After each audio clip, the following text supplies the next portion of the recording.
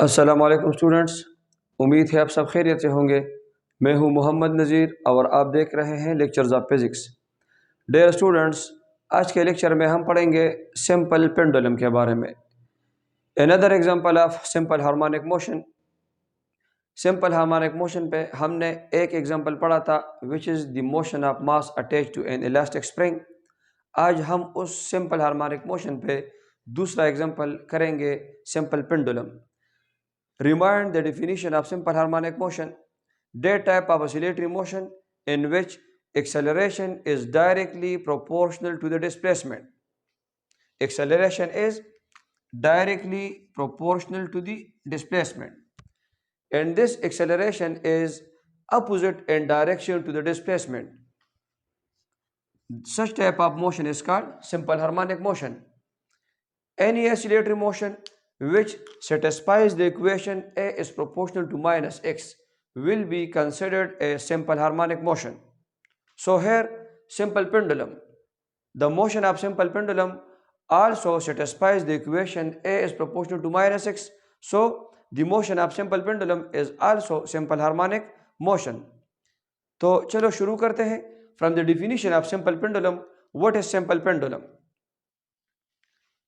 A small bob attached to the end of a light inextensible string suspended from a fixed frictionless support makes a simple pendulum.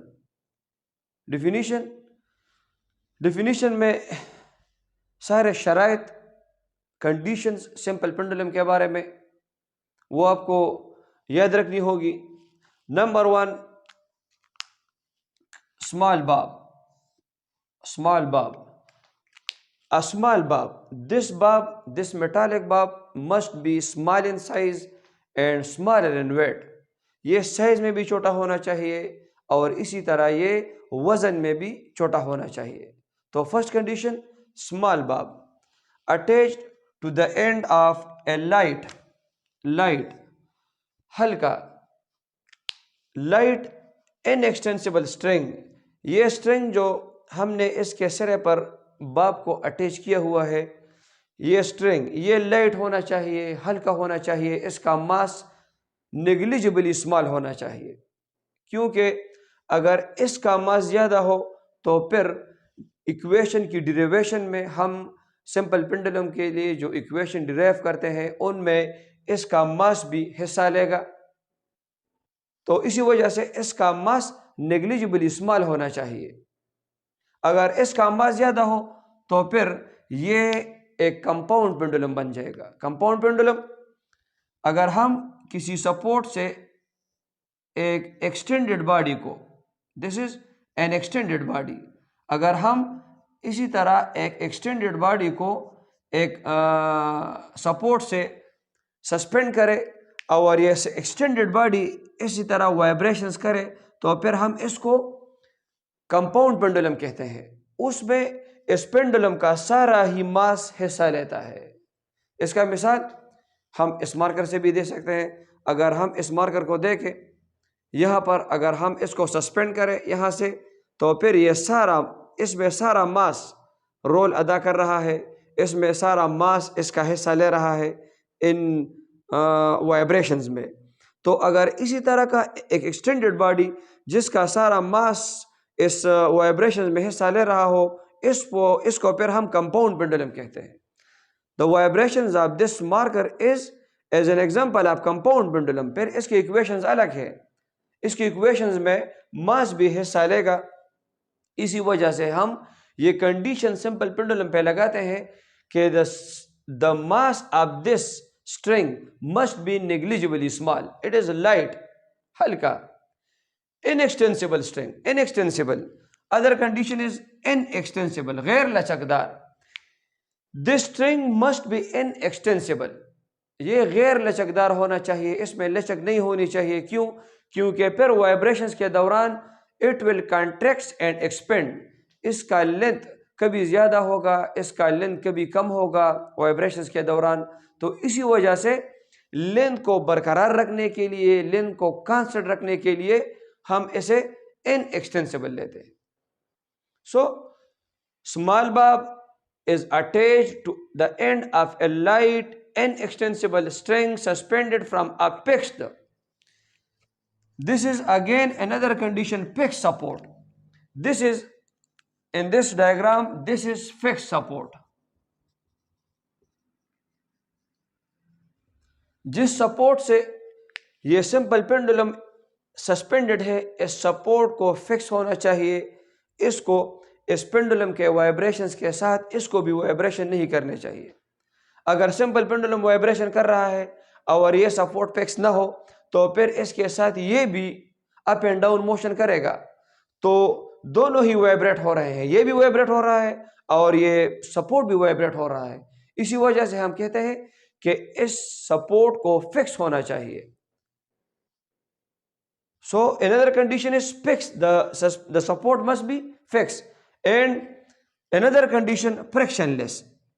This support must be frictionless. Why frictionless?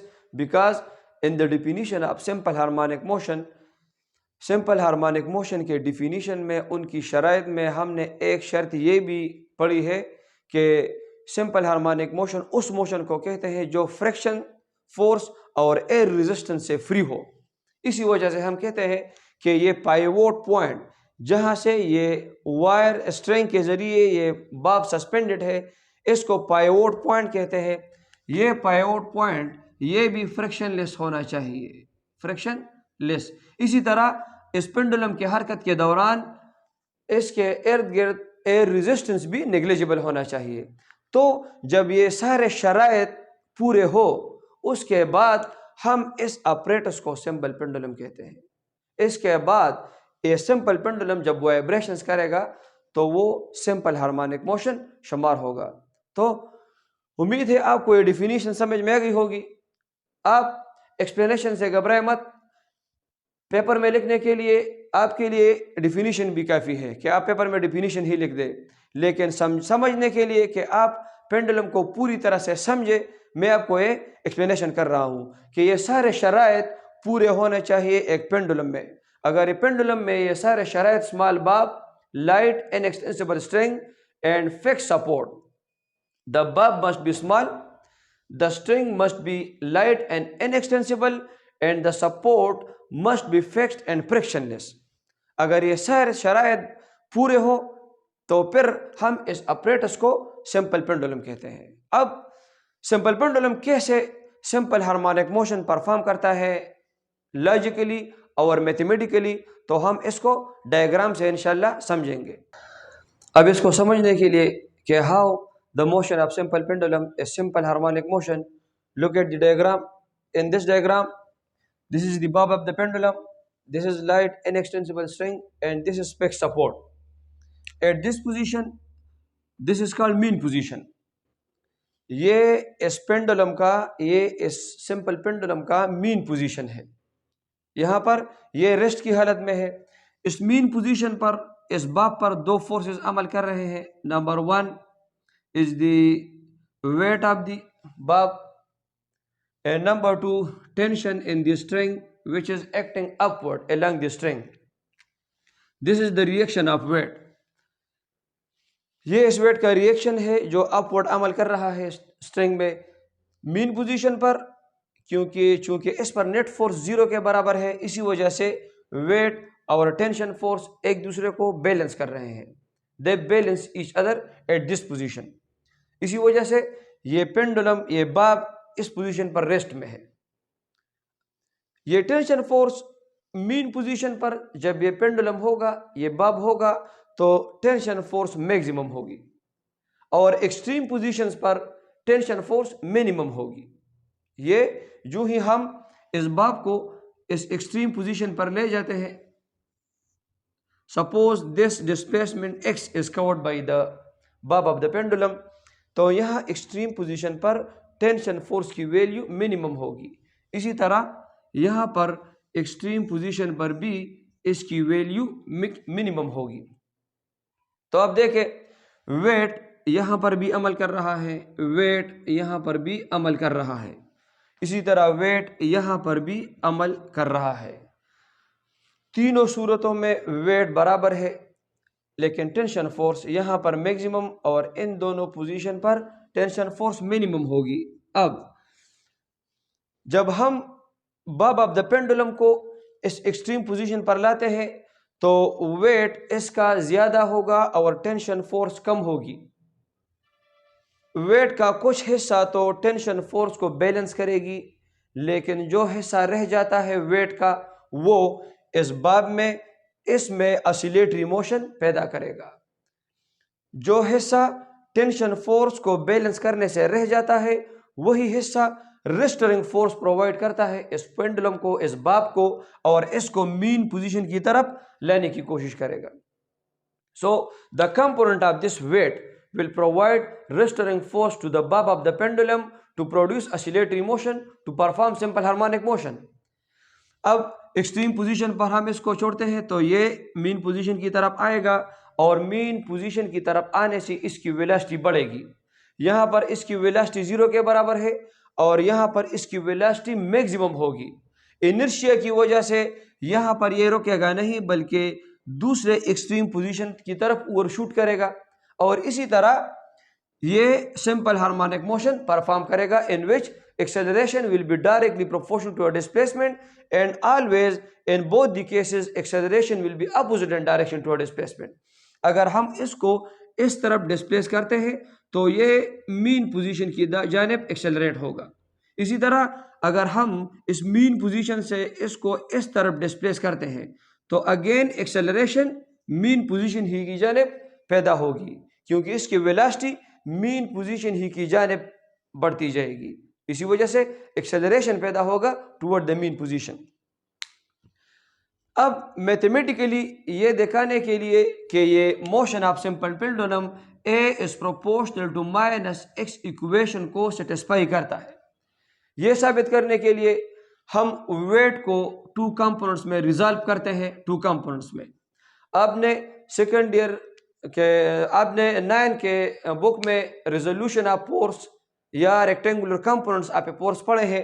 अगर हमारे पास x Y plane में एक force है, एक vector है, तो हम इसको दो कंपोनेंट्स में रिजॉल्व कर सकते हैं। Number 1, the component along x axis is called F x and the component along y axis is called F y if this is the vector force F. आपने ये भी पढ़ा था F x is equal to F cos theta and fy is equal to f sin theta if here is theta। the side adjacent to theta is called as x component along x axis and the side which is in front of theta this is called y component perpendicular fy is equal to f sin theta। तो हम किसी vector को force को दो components में resolve कर सकते हैं, एक इसका एक्स कंपोनेंट और दूसरा वही कंपोनेंट। इसी तरह हम यहाँ इस वेट को दो कंपोनेंट्स में रिजॉल्व कर रहे हैं। Number 1, if we consider here theta then this is x component of the weight और ये साइड जो थीटा के बिलमुकाबिल है ये वही कंपोनेंट ऑफ द वेट है। अगर हम इसको वेट कंसिडर करें तो ये वही कंपोनेंट ऑफ द वेट है। अब ये एक्स कंपोनेंट ये टेंशन फोर्स को बैलेंस कर रहा है और ये वही कंपोनेंट जो रह जाता है which is directed toward the mean position, ये इस पेंडुलम को, इस बॉब ऑफ द पेंडुलम को मीन पोजीशन की तरफ लाने की कोशिश करता है। इसी वजह से ये रेस्टोरिंग फोर्स प्रोवाइड करता है। Restoring force, the force which brings back the body towards its original position. In case of the spring elasticity of the spring was providing restoring force। spring motion of mass attached to spring की सूरत में उस spring की elasticity restoring force provide कर रही थी। अब यहाँ पर ये component of the weight जो है WY ये restoring force provide कर रहा है simple harmonic motion पैदा करने के लिए। तो यही से हम स्टार्ट लेंगे mathematical form. if restoring force is equal to is provided by the Y component of the weight, the minus sign shows the opposite direction of force and displacement। Now Wy is equal to, we can write minus W sin theta and we know that W is equal to mg, weight mg के बराबर है। तो यहाँ पर हम लिख सकते हैं F restoring is equal to minus mg sign theta. This is equation number 1। ये रेस्टोरिंग फोर्स को हम इस तरह भी लिख सकते हैं, F is equal to m a, Newton second law of motion के मुताबिक। क्यों? क्योंकि रेस्टोरिंग फोर्स ही इस बाब में एक्सेलरेशन पैदा कर रहा है। और अगर कोई फोर्स किसी बॉडी में जिसका मास m हो उसमें एक्सेलरेशन पैदा कर रहा हो, तो according to Newton second law of motion we can write F is equal to m a. This is equation number 2। Putting the value of restoring force is equal to m a in this equation, or we can write comparing equation 1 and 2. Comparing equation 1 and 2, we get ma is equal to minus mg sine of theta. M and m will be cancelled. We are left with a is equal to minus g sine of theta. This is equation number 3. a is equal to minus g sine theta. अब sine theta की value मालूम करने के लिए हम इस triangle की तरफ जाते हैं। This is the triangle, here is theta, this is a right angle triangle. एक राइट एंगल ट्राइंगल में 3 साइड होते हैं, आपने 9 क्लास में पढ़ा है। Number 1 base, number 2 perpendicular and number 3 hypotenuse. आप इस डायग्राम को कंसिडर करें। यहां पर थीटा के साथ जो साइड लगा हुआ है इसको हम बेस कहते हैं, थीटा के सामने वाले साइड को हम परपेंडिकुलर कहते हैं, और इसी तरह इस तीसरे साइड को हम हाइपोटेन्यूज कहते हैं। यहां पर हमने थीटा यहां कंसीडर किया है। क्यों? क्योंकि ये स्ट्रिंग अपनी हालत को तब्दील करता है, थीटा में चेंज आता है तो यही से पैदा होता है, because this is the pivot point. This pivot point of the simple pendulum, यही से इस स्ट्रिंग की हालत तब्दील हो रही है। अगर ये इस तरफ जाएगा तो भी थीटा की वैल्यू बढ़ेगी, इस तरफ आएगा तो भी थीटा की वैल्यू बढ़ेगी। इसी वजह से हमने थीटा को यहाँ पर कंसिडर किया हुआ है।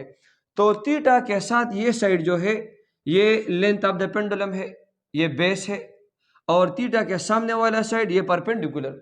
इसी तरह ये तीसरा साइड जो रहेगा ये हाइपोटेन्यूज है, लेकिन इसका लेंथ भी एल के बराबर है, इसका लेंथ भी एल के बराबर है।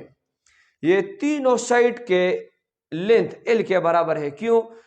क्योंकि हमने एक कंडीशन डिफिनीशन में लगाई थी कि द स्ट्रिंग इज इनएक्सटेंसिबल, कि ये स्ट्रिंग इनएक्सटेंसिबल है, गैर लचकदार है। इसी वजह से इन तीनों सूरतों में लेंथ सेम रहेगा। तो एक बेस, परपेंडिकुलर एंड हाइपोटेन्यूज। अब इस राइट एंगल ट्राइंगल के लिए हम लिखते हैं साइन थीटा। साइन थीटा की value perpendicular divide by hypotenuse के बराबर है, परपेंडिकुलर डिवाइड बाय हाइपोटेन्यूज। अगर हम इस ट्राइंगल से साइन थीटा की वैल्यू को लिखना चाहे तो sine theta is equal to perpendicular का लेंथ डिस्प्लेसमेंट x के बराबर है और हाइपोटेन्यूज का लेंथ l के बराबर है।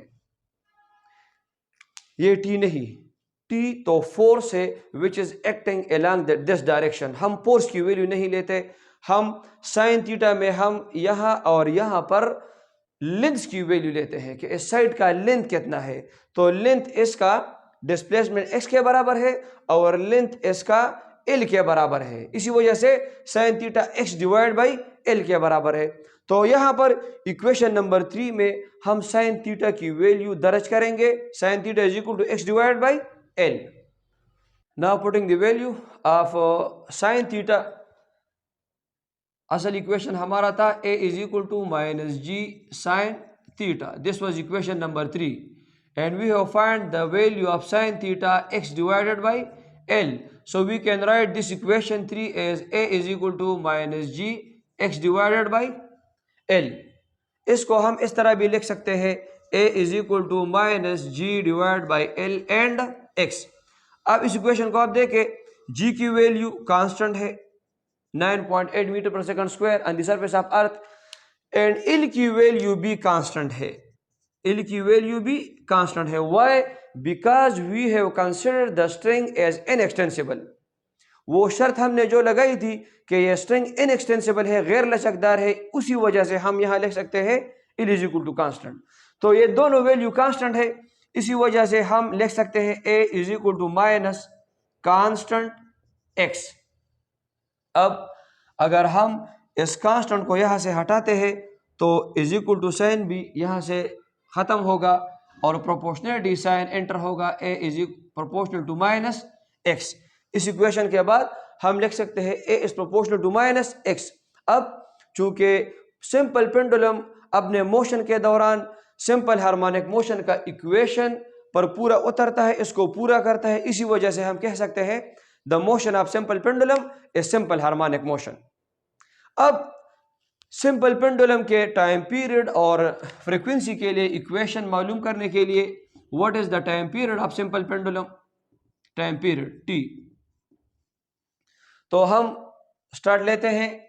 हमने इक्वेशन डिराइव किया a is proportional to minus x, तो हम लिख सकते हैं a is equal to minus constant x. मैंने आपको प्रीवियस टॉपिक में भी बताया था, ये कांस्टेंट जो इधर है ये बराबर है 4 pi square divided by T square x. इसका प्रूफ इंशाल्लाह फर्स्ट ईयर फेज में डिटेल के साथ आएगा, यहाँ पर उसकी ज़रूरत भी नहीं। तो इक्वेशन नंबर 1 ये।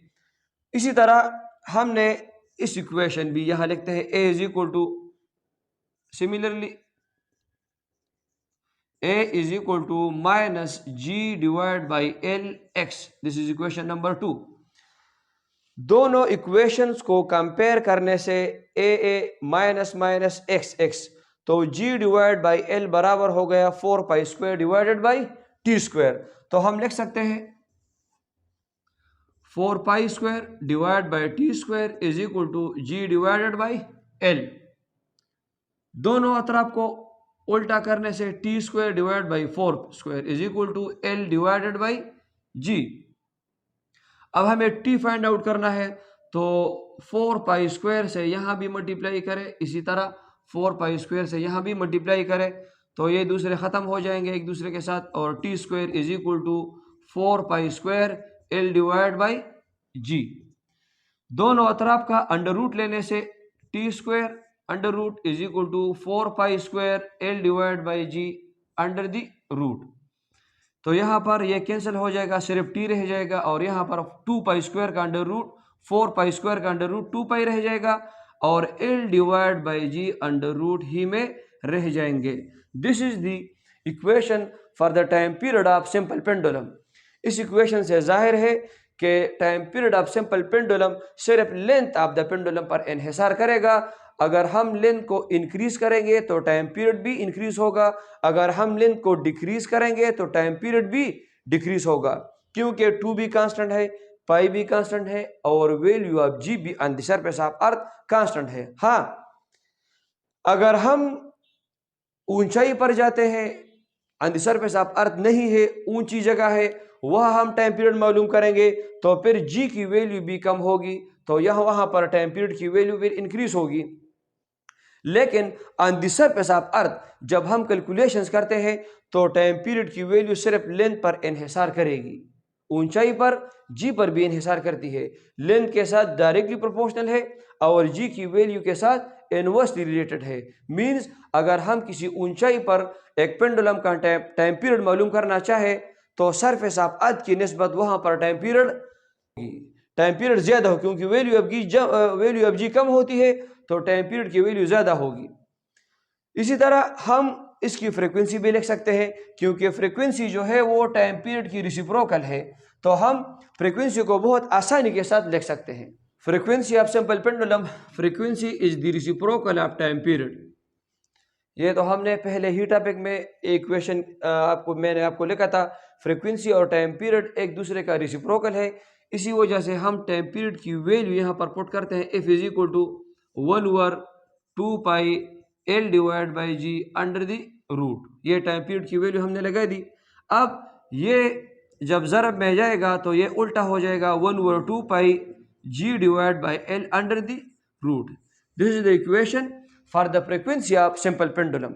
अगर हम किसी पेंडुलम के स्ट्रिंग का लेंथ इंक्रीज करेंगे तो उसकी फ्रीक्वेंसी डिक्रीज होगी, और लेंथ डिक्रीज करने से फ्रीक्वेंसी इंक्रीज होगी। तो ये this was all about the simple pendulum. इससे डिटेल में आप इंशाल्लाह फर्स्ट ईयर में पढ़ेंगे। मैट्रिक के लिए, 10th फिजिक्स के लिए आपके लिए यहीं तक काफ़ी है। इंशाल्लाह आपको यह टॉपिक समझ आ गया होगा। मिलते हैं अगले टॉपिक में।